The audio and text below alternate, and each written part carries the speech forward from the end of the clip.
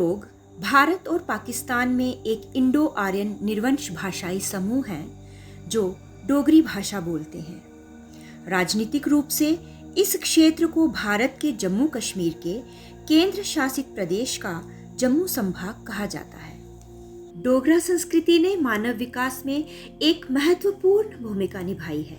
ऐसा माना जाता है कि डोगरा शब्द की उत्पत्ति दुर्गारा शब्द से हुई है, जो चंबा में 11वीं शताब्दी के तांबे की प्लेट शिलालेख में उल्लेखित एक राज्य का नाम है।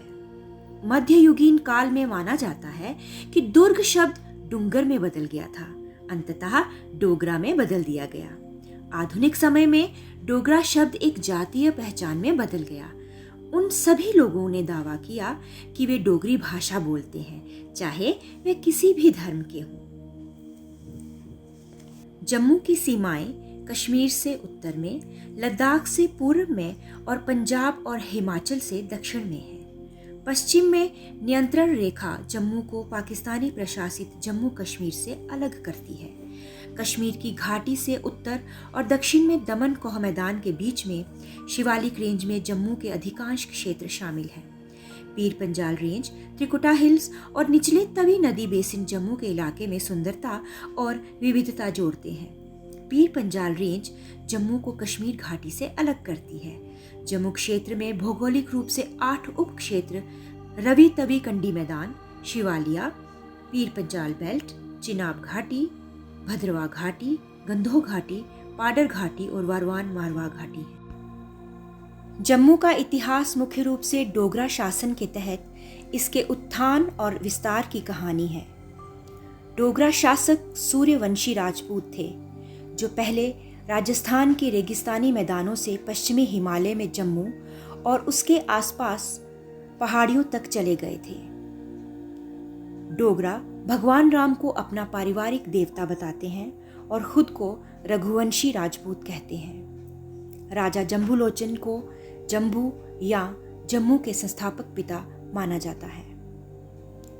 जम्मू के 5वें शासक अग्निगर्भा थे, जिनके 18 पुत्र थे, जिनमें से सबसे बड़े 2 बाहुलोचन और जम्बूलोचन थे। बाहुलोचन ने अपने पिता की गद्दी संभाली और उन्हें बाहु किले का संस्थापक भी माना जाता है। बाहुलोचन के बाद जम्बूलोचन ने राज्य की बागडोर संभाली। एक दिन जंगलों में शिकार की होड़ में जम्बू को एक ही तालाब में एक बाघ और बकरी के पानी पीने का पता चला। हैरान होकर उन्होंने अपने मंत्रियों से ऐसी अजीब घटना का मतलब पूछा, तो मंत्रियों ने कहा कि यह एक पुण्य स्थान है। राजा को लगा कि यही वह स्थल है जहाँ पर उन्हें अपनी राजधानी बनानी है।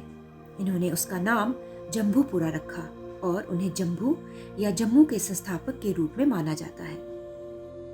जम्मू राज्य के जम्मू कश्मीर राज्य में विलय होने तक इस पर तक्षशिला, राय राजवंश, धार वंश, देववंश, सिख और डोगरों जैसे कई राजवंशों का शासन था। राजा रणजीत सिंह के लंबे शासनकाल के दौरान उन्होंने न केवल जम्मू राज्य को अपनी प्राकृतिक सीमाओं तक विस्तारित किया, बल्कि इसे एक व्यवस्थित प्रशासन स्थिरता भी दी। 1839 ईस्वी में महाराजा रणजीत सिंह की मौत से सिख साम्राज्य की नींव हिल गई। महाराजा रणजीत सिंह की कई पत्नियां और बहुत सारे बच्चे थे। एक भरा पूरा परिवार था, परंतु किसी भी उत्तराधिकारी में उनके जैसी योग्यता नहीं थी। इस दौरान गुलाब सिंह जी ने अपनी दूरदर्शिता एवं सुयोजना से अपना मजबूत स्थान बना लिया था। उनकी ईस्ट इंडिया कंपनी के कर्नल हेनरी लॉरेंस से भी घनिष्ठ मित्रता थी। ईस्ट इंडिया कंपनी उस समय पंजाब में अपना वर्चस्व बना रही थी। गुलाब सिंह और ईस्ट इंडिया कंपनी के गुप्त गठबंधन की अफवाहें फैल रही थी। ऐसी मान्यता है कि 1845 के एंग्लो सिख युद्ध से उन्होंने अपने आप को दूर रखा और इस युद्ध में ब्रिटिश कंपनी की जीत हुई। इस हार के बाद सिख आर्मी ने अंग्रेजों के साथ लाहौर के समझौते पर हस्ताक्षर किए, जिसके अंतर्गत गुलाब सिंह ने जम्मू कश्मीर की स्वाधीनता अमृतसर संधि के तहत 75 लाख रुपए में हासिल की और इस तरह महाराजा गुलाब सिंह ने निर्विवाद डोगरा साम्राज्य स्थापित किया।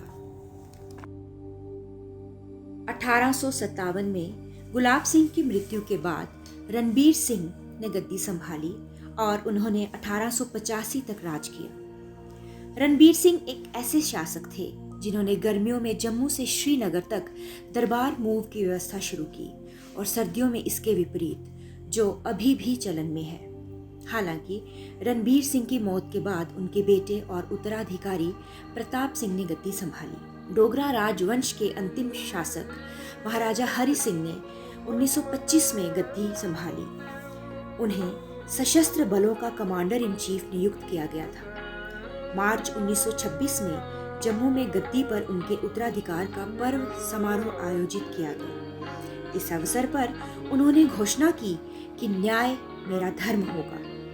उसी साल उन्होंने अनिवार्य प्राथमिक शिक्षा के लिए एक कानून बनाया और बाल विवाह पर रोक लगाने के लिए भी कानून लागू किया।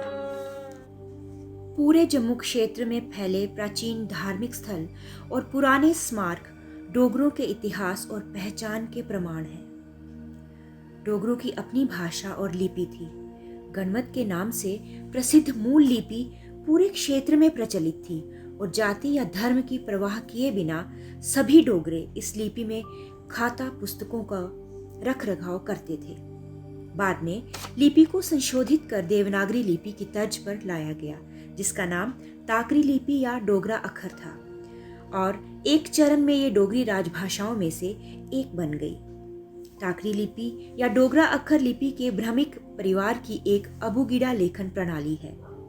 यह पंजाबी लिखने के लिए इस्तेमाल की जाने वाली गुरमुखी लिपि से भी जुड़ा है।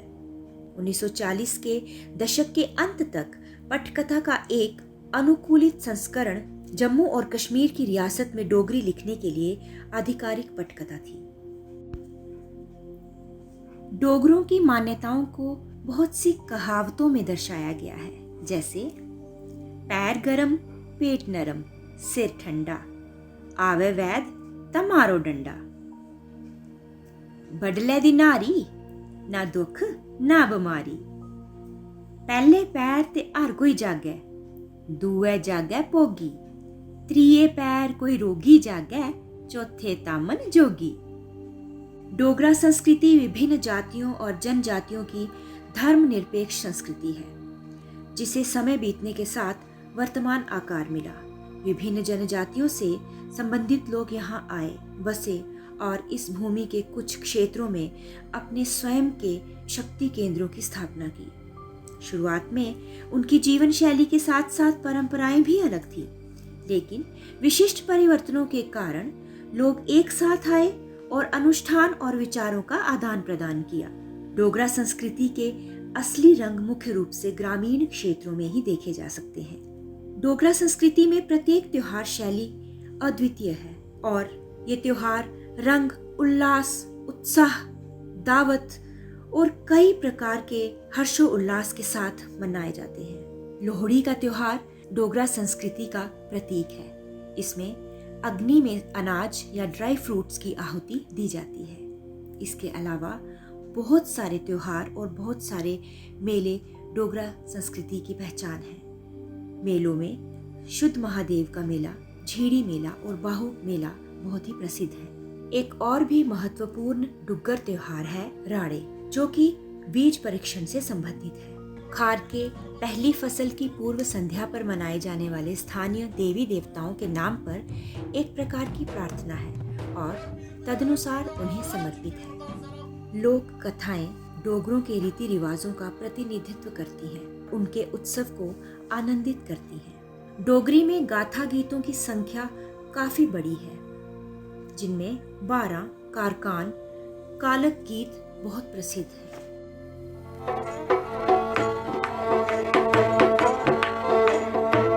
गोरा मेरा तौली के आ मुंडे अल्फ जाली आई,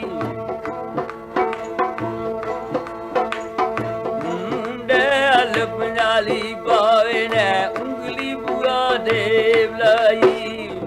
डोगरी फोक सॉन्ग्स में डोगरी गीतड़ू, सुहाग, कोड़ियाँ और बयान आदि सम्मिलित हैं।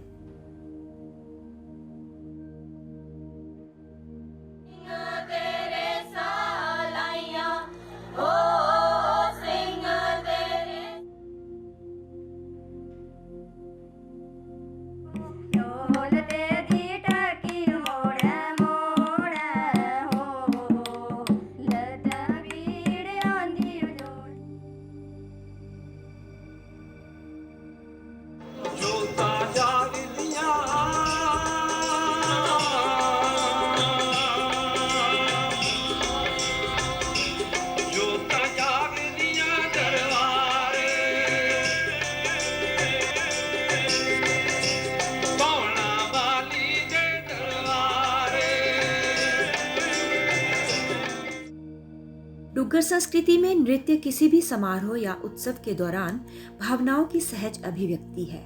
यह नृत्य विशेष अवसरों पर आयोजित किए जाते हैं, चाहे वो फसल का समय हो या फिर बच्चे का जन्म। इन नृत्यों का अपना ही महत्व है। कुड जम्मू क्षेत्र के उच्च क्षेत्रों का नृत्य है। ढोल, बांसुरी और नरसिंघा नृत्य को और अधिक जीवंत और रोमांचकारी बनाते हैं।